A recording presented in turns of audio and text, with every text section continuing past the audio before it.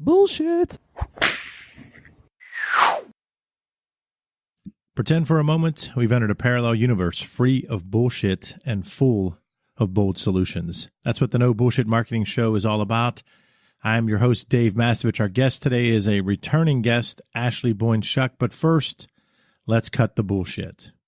A common refrain from bosses, coaches, parents, and pretty much anyone who needs to communicate is, why don't they listen? Or why don't they read? We've all been there. We think we've explained the details to whomever we need to reach: employees, players, sons and daughters, peers, clients, customers. Yet the message doesn't seem to have been received. Why? Probably a whole host of reasons, but typically the problem revolves around one or more of these three key messaging miscues. Number one, did you clearly define your target audience? If you're a parent, you might be scratching your head and thinking, what's Crazy Dave talking about? Of course I define the audience. It's my two sons and my daughter, whatever. Regardless of whether it's a small audience that you think you know or a bunch of market segments that a company needs to reach, you need to be clear about who you want to reach and what their perspective is. And Ashley's going to talk about that from a social media standpoint and give some examples of how she's been doing some interesting work to convey that to teens and preteens. How is your target audience seeing the situation? What's driving their behaviors? What do they want? What are they feeling? Number two, then you have to make it about them, your target audiences. Sounds simple, but I've made a living because very few people do that. And it enables us to become marketable. Tie your messaging back to what resonates with them. Tell stories that show you understand them and what they're all about. Storytelling is so huge. You need to show your target audiences that you care about them, you understand them, and you know what they're all about and what they're looking for.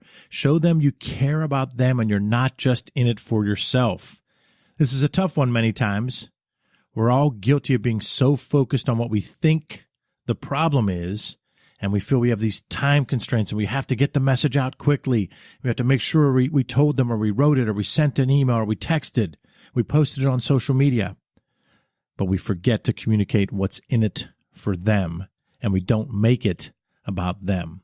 This leads to defensiveness by the target audience, tuning us out, ignoring the written content, and misperceptions that the person sending the message is clueless or selfish. Number three, the third big issue that people fail to do when they're trying to communicate either in written form, verbal form, video, whatever, is make it memorable. And how do you do that? By creating stories tied to something that they're interested in and that is current. Something the target audience cares about and that is current. Ashley and I will talk about this in detail. In the month of February, it's a good idea to tie your story somehow, some way to the Super Bowl. You might say, well, not everybody's a football fan. Exactly. But everybody knows the Super Bowl is coming or has happened, and everybody is involved in some way, shape, or form. And that is true, because if someone isn't involved, they consciously said, I'm not involved with the Super Bowl, so therefore they're somehow tied to it. There's commercials, there's the game, there's the coaches, there's the halftime show. Whatever, you can tie something to that. But that's just one of thousands of examples of how you can take your story and explain it to your target audience, because you've defined that target audience, number one, our first point. You've made it about them because now you're telling a story that says, hey, think about what happened to the Patriots. And now how can we apply that to our project here today, where we're running into a bunch of problems and we have a bunch of people that we think aren't helping us out, and you tie it back to that. So create your memorable message around something that matters to your audience and that goes beyond your specific issue. This makes it about them. This makes it memorable. And this shows that you're working hard to convey a message.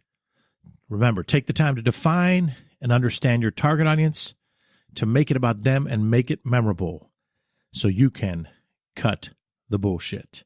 The No Bullshit Marketing Show is brought to you by Audible.com. Get a free audiobook download and 30-day free trial at audibletrial.com/nobs. Over 180,000 titles to choose from for your iPhone, Android, Kindle, or MP3 player. Our guest today is Ashley Boynes Shuck. She's back. She was on in the very early phases of the No Bullshit Marketing Show.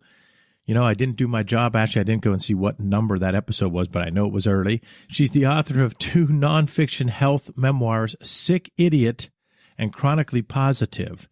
She's also the novelist behind a fiction book, To Exist, and co-author of the anthology Empowered in Pittsburgh. Ashley is an inspiration. She's an advocate for health and animal causes, a certified health coach, a reporter and book reviewer, plus a social media networker who reaches thousands with her tweets and posts. Ashley, welcome to the show. Thank you so much for having me. I'm really happy to be here. Ashley, I have to give you the quick kudos and probably make you uncomfortable, but what's inspirational is you have had some illnesses throughout your life that will be continuing, and instead of doing what most of us do, like I whine and complain, and my family goes, shut up already. And you have taken a positive approach, not only to your own life, but to try to help others.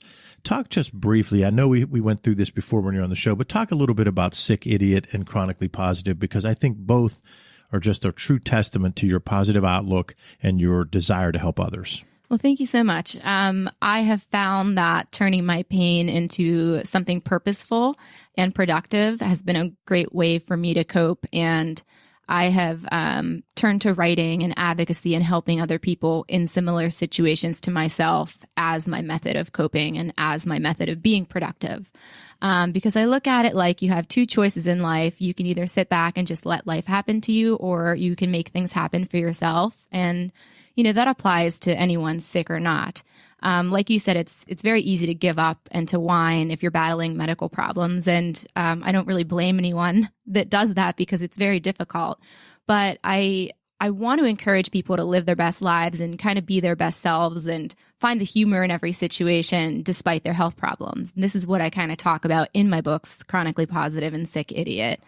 Chronically Positive is a little bit more self-helpy and inspiring, and it's kind of the honest, real look at life with illness. But Sick Idiot's the one that is a little bit more fun.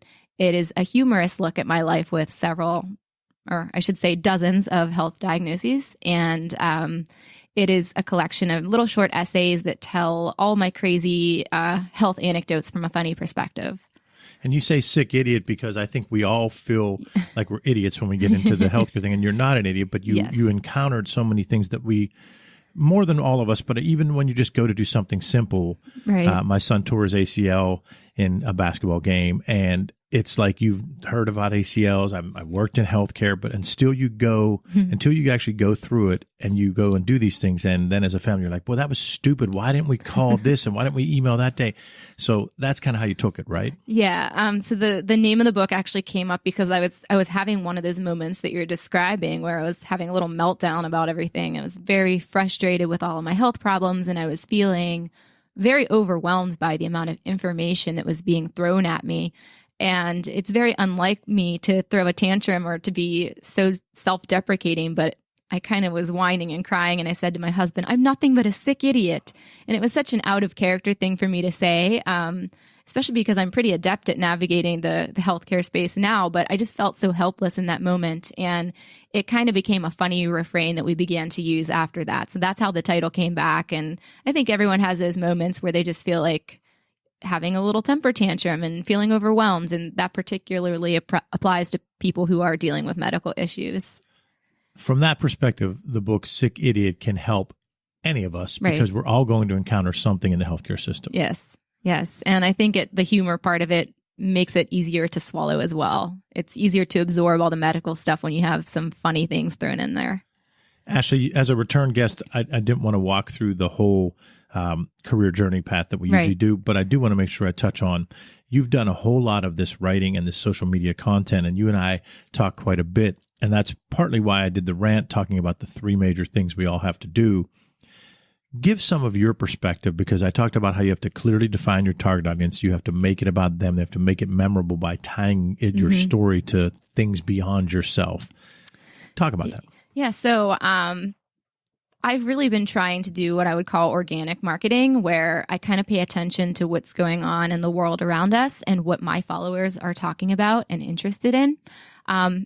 It's really kind of easy to just sit there and try to sell. Here, buy my book, look at my article. But I think it resonates with people more when you think about a unique way that might appeal to them personally in trying to get them to look at your work, as you described in your rant. So some recent examples of how I've done that have been, tying it back to the discussion regarding the Super Bowl is, when I knew that Lady Gaga was doing the halftime show, I took that as an opportunity to kind of plug my book, Sick Idiot, because there is an entire chapter that's basically devoted to Oprah and Lady Gaga. And I know that sounds like a really strange chapter to have in a health memoir, but trust me, if you read it, it makes sense and it fits in with my whole journey. And so touch on it a little bit, because the Oprah story is worth telling again. I will. For sure. So very briefly, I had been on the waiting list to go to the Oprah show for many, many years. And my mom and I got lucky enough to be invited to one of her last ever shows while it was still on the air. And that same year, I had undergone brain surgery, and I was invited to the Lady Gaga concert because she's one of my favorite artists. And unfortunately, I had to miss the concert because of my brain surgery. So anyway, we go to the Oprah Winfrey show. We have no idea who the guest is going to be. Lo and behold, there's several guests, and the last one is Lady Gaga. So we were actually in the second or third row of the Oprah Winfrey show, sitting there as Lady Gaga played Born This Way, which at that time I sort of invoked as a personal anthem. I was, 6 months out from my wedding, undergoing brain surgery, having all these other medical problems.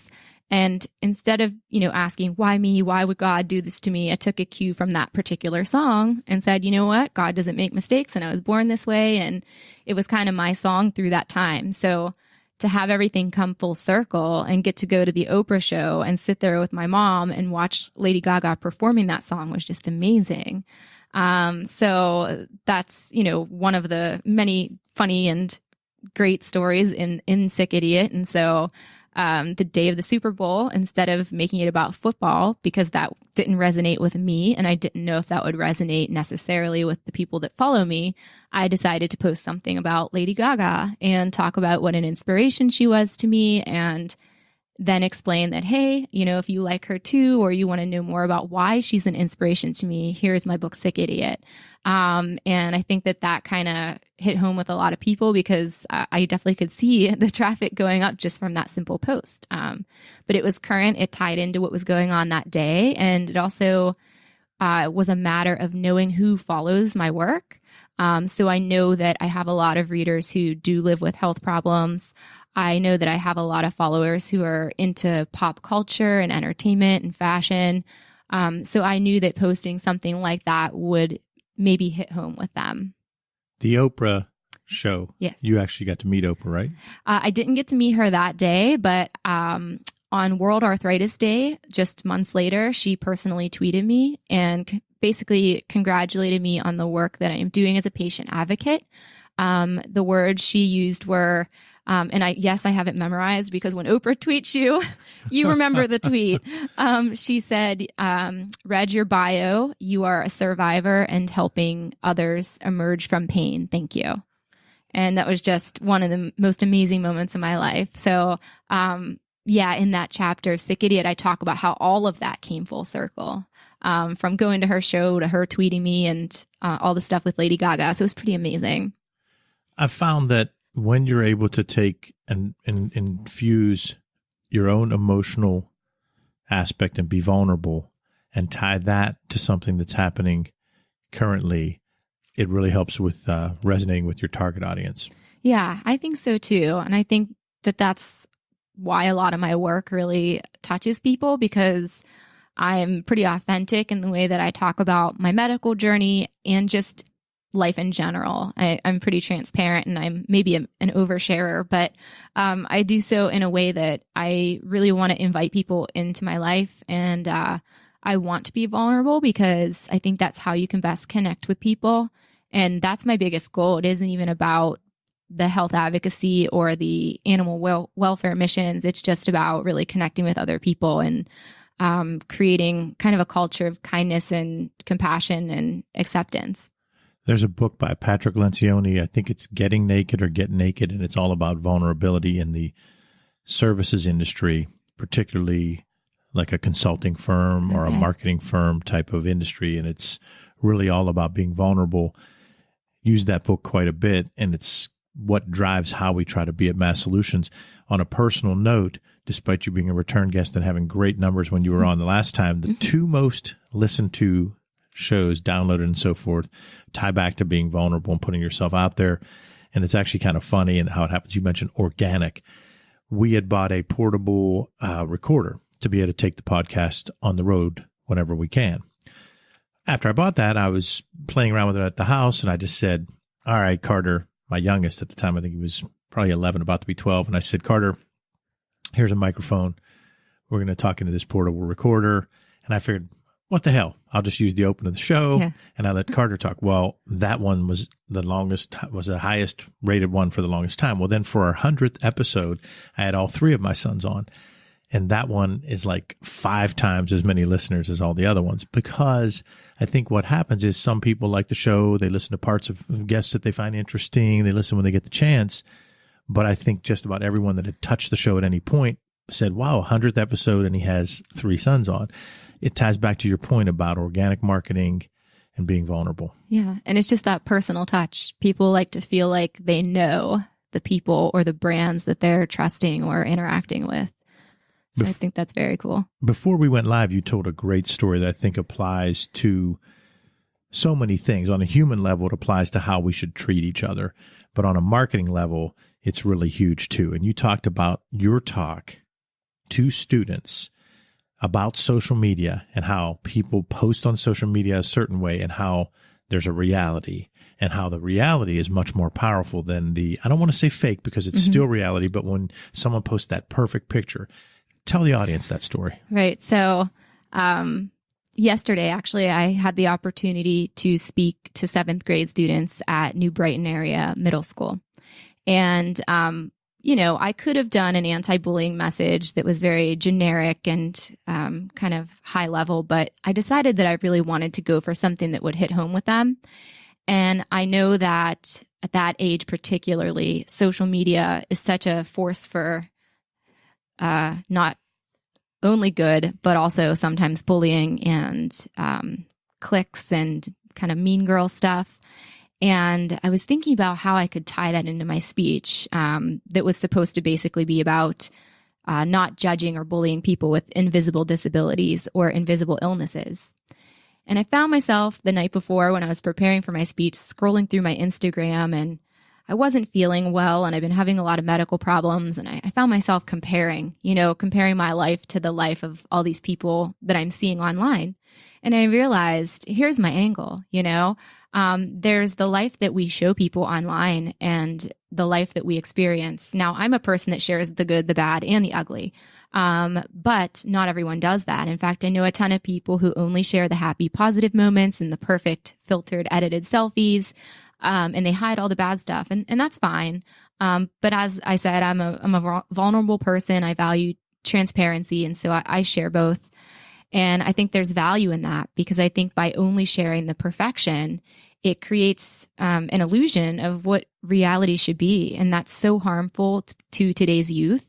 And it's even harmful to us as adults. We are comparing the very worst of our lives to the very best of someone else's. And so what I did to really showcase the dichotomy of my life and of a lot of people's lives was I made a slideshow. And I showed, here's the things that you do see. And it was red carpet events and TV appearances and photo shoots and meeting celebrities, book signings, things like that. And then after I showed all of those photos, I said, here's my reality. And I showed the pictures of me getting IV infusions at the hospital, wearing a mask because I'm immune suppressed and I was protecting myself from germs. I walked out from behind the podium and I had on a knee brace and a foot cast that they initially didn't see. So when they saw that stuff and saw that that was my reality, they were stunned. And I said, my thing that I'm dealing with personally is medical. I have health issues, but everybody has something that they're struggling with. And if you don't have a problem now, you're going to at some point in your life. So think about how you would want people to treat you during that time of struggle and just extend that same kindness and compassion to others. And I wanted to get the message across to them that you could see someone with a perfect selfie, perfect clothes, perfect body, whatever, on Instagram, and they could be getting abused at home. Their family could be food insecure and not know where their next meal is coming from. They could be contemplating self-harm. So the happy, pretty, shiny, portrayal of people's lives on social media just isn't always truth. And I think it's important for people of all ages to get to know the person behind in the Facebook posts. You gave a lot of examples that are really heartfelt ones about the possible negatives, but beyond that, it's often just that the person that's posting this bullshit positive that they're showing just them perfectly on their vacation. Right. They might be miserable in their job and not have the courage to try to change it, which is what I talk about a lot on the show, is that there are points when we're all miserable at what we do, with what we're doing, and we have to work to fix it. It could be that they're miserable with their job. It could be that they spend beyond their means, and that enables them to put the fake picture up. So it doesn't have to mean just that a person is hiding that they have an illness or hiding that they are food insecure. Those are extreme and sad. The average person is just hiding the reality that they didn't have the courage to try to change something else in their life that they could put some effort towards. Right. And I addressed that too. I just said, someone could look like they have it all, and they could really simply put just be lonely or feeling outcast or rejected. It doesn't have to be any grand thing that they're hiding. It could just be something as simple as, someone posting a mirror selfie where they think they look hot, or they're at least portraying that, but in reality, they're very insecure about their looks. So, photos aren't always feelings. They are just a really one-dimensional representation of what someone wants you to see. And that's what social media is. Exactly. And all ties back to what I was saying at the beginning of first clearly defining who that target audience is and trying to understand their perception. Secondly, making it about them. And third, making it memorable by tying it to things that are going on. Speaking of things that are going on, you have some new work as a patient engagement officer. Right. Tell us about that. Yeah, so it's pretty cool. In addition to my work with Healthline, which has also been super rewarding, recently one of my Healthline articles got tweeted out by the United Nations, so I have to give that a little shout out. But my work with Healthline actually is what allowed the autoimmune registry to discover me. So with Healthline, I'm a health news reporter, so I write medical articles. And through that work, this organization called the Autoimmune Registry found me. It's a newly established 501c3 nonprofit based out of Connecticut. And what we are is a hub for data surrounding autoimmune diseases and the prevalence of these conditions. Right now, the prevalence statistics for autoimmune diseases range from about 5 million people in the United States to over 50 million. That's a huge disparity, and there's no reason that it should be that wide a range. So what we hope to establish with the autoimmune registry is to get patients and their caregivers to sign up and provide information to this database that then, researchers will have available to them so that we can hopefully find more accurate numbers with prevalence that will eventually lead, hopefully, to quicker diagnosis time. Because right now, if a disease is considered rare, your doctor's probably not looking for it. So some of these diseases aren't rare at all, and they're being categorized as rare because of this disparity in the prevalence numbers. So if we can get more accurate numbers and more accurate counts on the number of patients that have these, we hope to cut diagnosis time so that people can get the treatments they need sooner. And what my role is now, and what it's going to be further developing into, is helping to get patients to actually sign up for the registry. We can't do anything without their data. So we need them to come on, fill out a survey. It's really brief. It's, not identifying personal information. It's kind of just, what autoimmune diseases do you have? At what age were you diagnosed? Do you have more than one? What's your gender? Things like that. So people just sign up for that. And then if by chance in the future there's a research study that might fit for them, then we'll have researchers reach out to them and contact them. So it's kind of a win-win for researchers, patients, and scientists who are trying to pinpoint the exact numbers of these conditions. And I'm kind of going to be in charge of getting the patients involved in that. So right now I'm blogging for them and doing some social media work for them and just kind of starting that patient outreach to get people involved. We need donations, we need board members, and we need patients to sign up and give us their info so that we can use it for the greater good. That's Ashley Boynes Shuck, and she talks about win-win-win scenarios. That's how she lives her life. She looks way beyond herself. She's the author of 2 nonfiction health memoirs that she's talks about a little bit today, Sick Idiot and Chronically Positive. She's also the novelist behind a fiction book, To Exist. I want to talk about that because, again, prior to hitting the on-air button, we were talking, and you mentioned about when the doomsday clock and how you tied, because this is all about how the messaging has to be tied to something that makes it about them and makes it memorable. Tell us that story. Right. So, it's kind of funny, actually. There's been a lot of people making jokes ever since the election, and I don't mean to get political, but that's just the reality. You see it all over social media. And I had mentioned a couple of things, after the election, that I had one person tweet me and say, I'm definitely buying your post-apocalyptic book To Exist for my doomsday bunker, like just joking. And whenever she sent that to me, it kind of got the wheels turning. And I was like, I feel like I can use that in some way to push my book without being too political, but I didn't have an opportunity really to do it. But I'm like a kind of secret science nerd. I love astronomy and all that kind of stuff. So I follow a lot of those things on Twitter. And when I woke up the one day and saw that the doomsday clock had advanced, I'm like, perfect. This is my opportunity.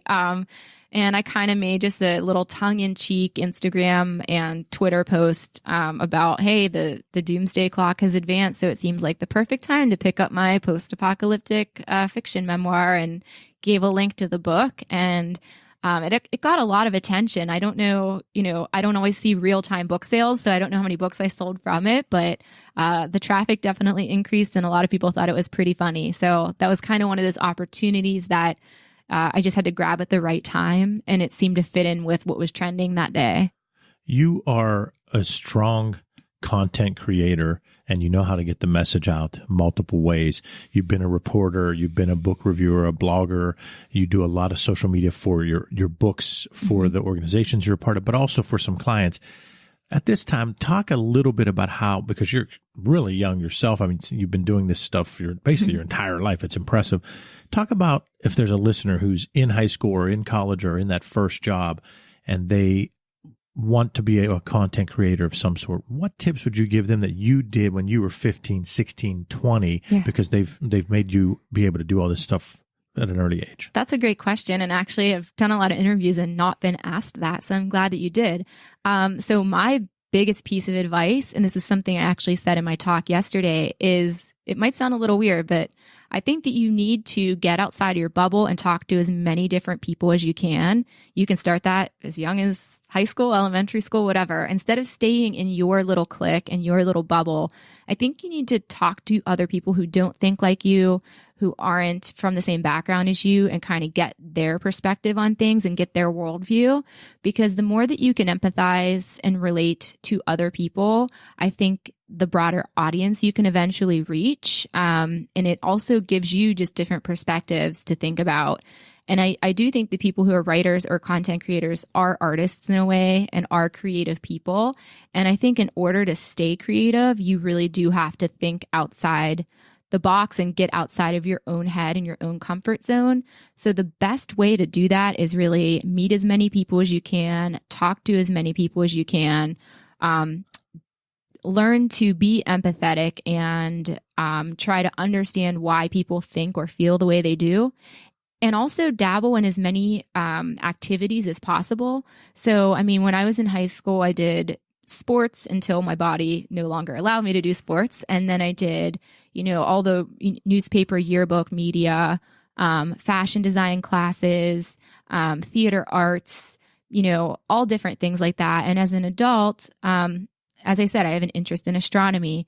I just started teaching myself to play the ukulele. I go to art shows. I try to talk to people from all different walks of life. And I think having that vast and varied background is really, really useful as a writer and as someone who's creating content on social media, because it allows you to learn how to talk to and about other people that maybe aren't the people you're usually affiliating with. And on that note, I think that volunteering, as cliche as it sounds, can also be a great way to not just build your resume, but really just build your character. I have found that volunteering and giving back has helped me take my mind off of my problems and focus on other people. And I think that's made me a stronger writer and content creator as well.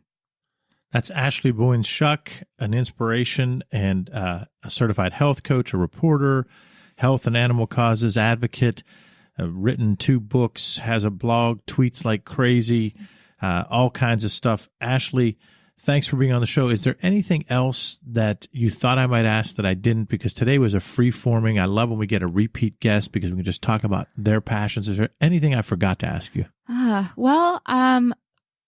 The only thing I did want to circle back to is maybe when I mentioned about the United Nations tweeting my Healthline article, how that came about actually ties into your rant at the beginning. And again, it was paying attention to what the mood of the day was and what everyone was talking about. And it was shortly after the Women's March. And so I had been thinking a lot about gender issues. And I had written an article. What the article was about gender bias in healthcare. And I thought this is a really interesting topic that I just want to go after. And it wasn't something I'd really ever noticed or thought about myself as a patient until I started reading studies and talking to other patients. And I strongly feel that the only reason that article got any attention was because of the timing. So I think that timing and also like we both have said, knowing your audience is really important. And I think it just happened to reach the right people because of those things coming together. It's not luck, but it's knowing your timing and knowing your audience. And I think that was really a cool thing to happen. And it wasn't planned, but I was strategic about when I released the article. And so I think in that sense, I couldn't have foreseen them tweeting it, but it was planned as far as the timing went. Ashley, I think it'd be great if listeners checked out things. So go through the whole process of the plugs of where they can get all the books, where they can see the blogs, where to follow you on Twitter. Okay, so my website is abshuck.com. That's abshuck.com. I also have a blog, arthritisashley.com. I'm on Twitter at abshuck and arthritisashley. I'm on Instagram, ambshuck. My books are available on amazon.com, barnesandnoble.com, walmart.com, Books A Million, and a lot of other brick and mortar bookstores. You can also order them directly through me. Is that the best way? Actually, it doesn't necessarily matter. It's probably the best way to. You might get them the quickest ordering them through me. So if anyone orders now, you'll write a note to them? Yeah, I will. I will definitely do that. If they order through me personally, I will sign the book and write a note. But I just always ask. I love when people leave me reviews. I'm not ashamed to ask my readers to leave me my book reviews because it really helps authors a lot. And I'm on LinkedIn too. I use LinkedIn a lot for the professional stuff and to promote some of the organizations that I'm on the board of directors for, like werewolf.org. If you guys want to check that out, it's an animal advocacy group locally. It's spelled WEARFWOOF.org. I'm their secretary on that board. And so I use LinkedIn a lot for that. And the Lions Club, which a lot of people would be surprised to think that I'm a member of the Lions Club because they always picture a much older male demographic. But it's been a hugely rewarding experience for me. And I joined in memory of my late grandfather who passed away about a year ago. He was a Lion for 42 years. And my mom and I both decided to continue the family tradition. And I'm the secretary for them as well. So that work is all on social media, Instagram, LinkedIn, Twitter, and my website. Ashley, thanks for being on the show. Thank you so much for having me. To our listeners, thanks for joining us for the No Bullshit Marketing Show. Visit masssolutions.biz for show notes, plus additional marketing and messaging resources. Sign up for light reading. You'll receive valuable strategies every week to improve your marketing and transform your message. It really is light, intended to be read in 2 minutes or less, and it just might trigger bright ideas for you. Again, to sign up, visit masssolutions.biz. Remember, ask yourself, what's the big idea? and build your story around the answer. It's all about bold solutions, no BS.